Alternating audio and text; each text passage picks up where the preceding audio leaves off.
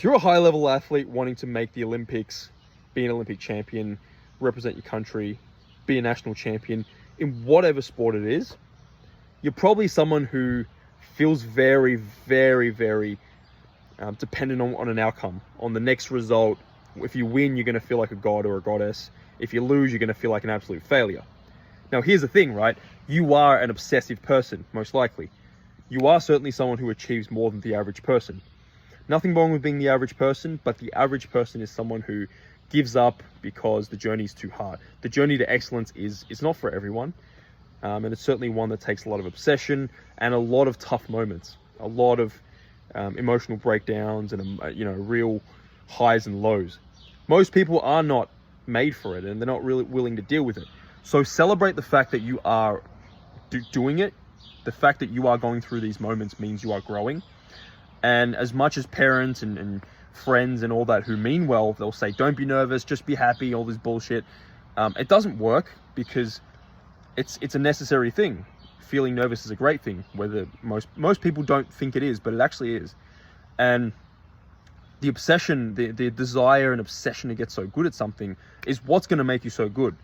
But it can also be what makes you feel like your self-worth is on the line and you never feel good enough as a human.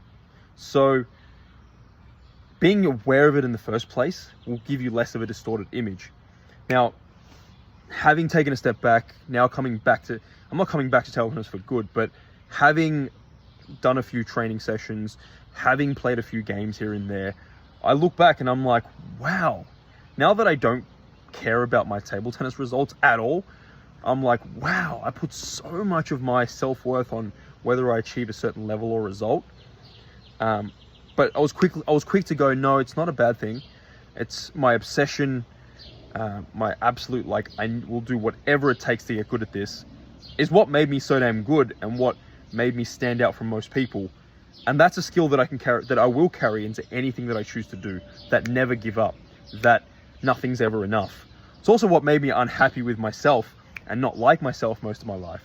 So celebrate the fact that you are on a journey that's hard, that requires you to go the long way and never give up. But also, keep that hunger. If I'm gonna get damn good, I'm never gonna stop until I get there. But realize that your fulfillment as a human does not need to depend on it. Just realize that when you feel really happy when you win versus really deflated when you lose, losing and winning is part of any journey in life, in business, in sport, whatever that is. So it's inevitable. If you're going through hard times, know that that is a sign that you're absolutely progressing. If life is getting too comfortable, you're probably not progressing. You're probably not feeling challenged enough. And school, society will certainly tell us that they'll encourage us to live the safe and comfortable option. But that's what's actually going to keep you in the long term really unhappy and really unfulfilled in your life. So watch the rest of my YouTube clip to really dive deep and really understand why you're feeling like nothing's ever good enough. Because I've been there. I know the frustration that it can cause you, and really feeling victim to whether you win or lose a match. You don't really need to or want to live life like that. So here's my $1 on all the things that I've learned looking back as someone who now has the next journey and doesn't place so much self-value and self-worth on whether a result goes my way, which a result is not 100% in my control anyway. Click the link in my bio. It'll be on my YouTube. Like, comment, subscribe. So if you're an athlete that's trying to make it, quote unquote, make it in your sport, meaning that you might want to be a national champion, you might want to be a world champion, you may want to be, top 20 in the world, top 30, whatever your goal is, apart from the money and status that differ, it's all the same. It's all an obsessive quest to try and be as good as you can in your chosen sport, art, discipline, whatever you want to call it. And the main message I want you guys to listen up to is putting your self-worth on the line of whether you achieve a result or an outcome. It's easy for a parent or for anyone to just go, hey, don't worry, don't be nervous, don't put your self-worth on the line. But it's, in a big way, it's utter crap. Because the reason that someone, he or she puts so much importance on getting to a certain level, to a certain outcome, is the exact reason they're so obsessed. And they'll do anything to get to that level. That's what's going to make them good. That's what made me so good.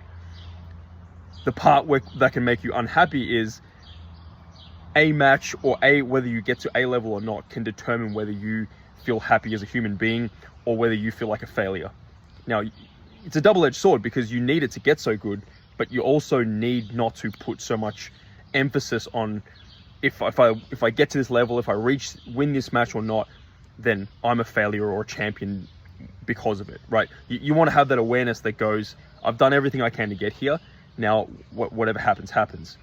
You want to really start to see success as you've tried your best to get here. Now, what it is what it is. And looking back at it, you have achieved more than most people ever will, most probably. And we tend to, as humans, look at the things that we don't have rather than the things that we actually do have. So coming back to table tennis, I'm not coming back, but playing a few matches for, the occasion, doing a bit of training, it's like, whoa, I put so much emphasis on the results, which is what got me so obsessed, made me so obsessed, and made me think about this day and night, and what made me so good. But it's also what made me put overly too much pressure on myself. And if I didn't win, which inevitably you're going to win and lose matches in sport, that's life. In life, you're going to win and lose. And if you attach too much meaning to it, you're going to have times where you feel like an absolute failure. How you feel about yourself gets ridden on by the result that happens. And you don't want to live this way. You want to live in a way where you know who you are, you know where you're at, you know what you can do, despite what future outcomes may happen. Because you don't have full control over whether you win the next match or not. You don't have full control over a lot of the future outcomes. You can do the things that you can control, but ultimately you need the mindset of, I'm never good enough. Well, not that one. You need the mindset of, I want to get better. I really want to get better. Like, I'll do anything. You need that obsessive mindset to become amazing. You need that pain. Pain is such an experience that's seen as negative, but it's actually what drives a lot of humans to, do exceptional things. So many people who don't really experience a lot of pain, they never become exceptional at something. People who experience pain, they're the ones that, really take it to heart and end up becoming fanatics and exceptional at a lot of things. So that pain is needed, that obsession, that my self-worth depends on this. That kind of mindset does get you to a high level, but it also does keep you unhappy. So have the obsession. The ideal would be to have that obsession, but then obviously once you've gone through the journey, realize where you're at. Take a step back and be aware of, okay, I'm doing the best I can. Am I doing everything in my control that I'm willing to do? If so, let's go out there. You want to win, but if you don't, realize that, hey, I'm probably someone who's an overachiever and beating myself up a lot.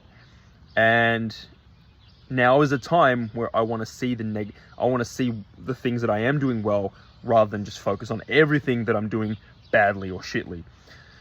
And this is a tendency with a lot of overachievers. This is exhibit A right here.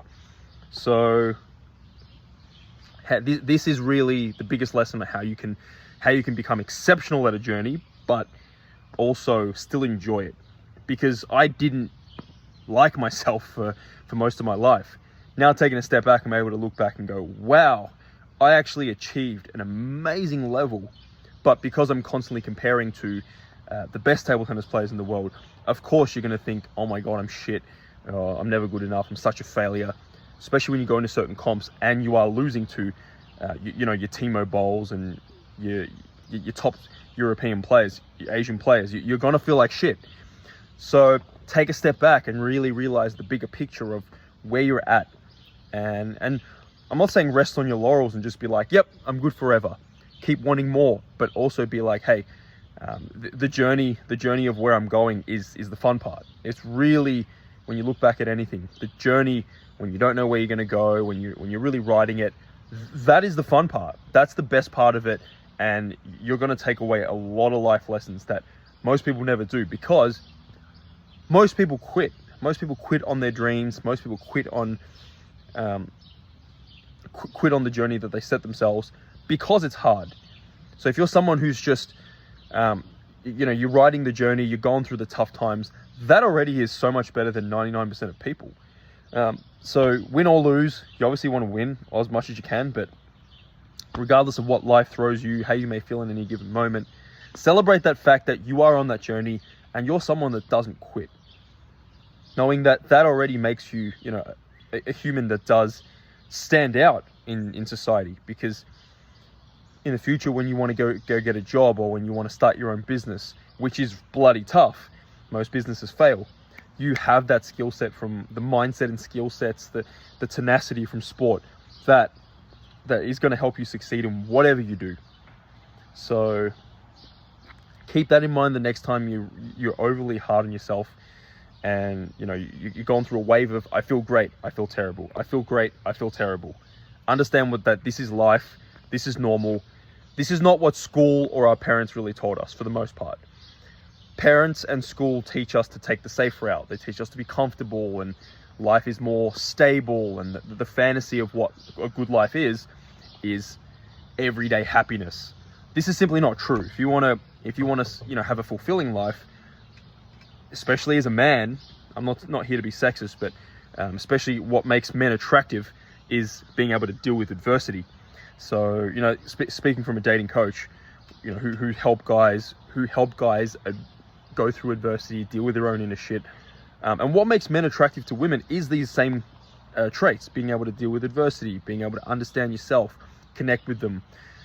So it's contrary. It's interesting, because what makes a guy attractive and what makes him good with people is very similar to what makes him good at achieving success in his life. So yeah, keep that in mind the next time that whenever you're feeling that, oh my God, this is all too tough.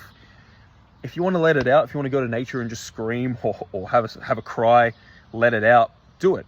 A lot of people will say, oh, you're a pussy for doing that. But that's simply not true. Whether you're a guy, whether you're a girl, go have a cry, go scream, whatever it takes, right? But jump back on the journey. It doesn't mean to go and have a sook for 10 years and just sit on your ass. It does mean to let it out, accept the frustration, and move along, understanding that this is part of the evolution of being a strong human. And sport is an amazing avenue to do that, especially individual sport, because whether you win or lose is completely on you. And you got to be able to deal with that. You got to take ownership for your own life and for your own shit, your own results. It is hard. It is bloody hard, but that is exactly what's going to make you make your life easier from then on. Compared to people who just always chase comfort, and then getting what they want becomes extremely hard. So don't be one of those people. A lot of people are doing it in society, and you don't want to be one of them. If you're a high achiever, which if you get into this part of the video, you are definitely a high achiever. And as a high achiever, you have that obsession. That obsession can be hard to deal with, but it's also what makes you have the potential to be unbelievably amazing at whatever you choose to do. So really own it. Really own it, and make use of that God-given talent that you've been given. The God-given talent being that you're an obsessive person. People in society will call you obsessive, overly hard, and crazy, but let them say that, because most people in society are not obsessive. They don't persist, and they often give up. Peace out, guys. Like, comment, subscribe, all the YouTube stuff. Make my channel famous. Do it. And if you got any questions, if there is anything you want me to cover, mindset wise, table tennis wise, because I was a good table tennis player, still am, and I can definitely break down everything that you're having trouble with. So yeah, comment down what you want to see more of.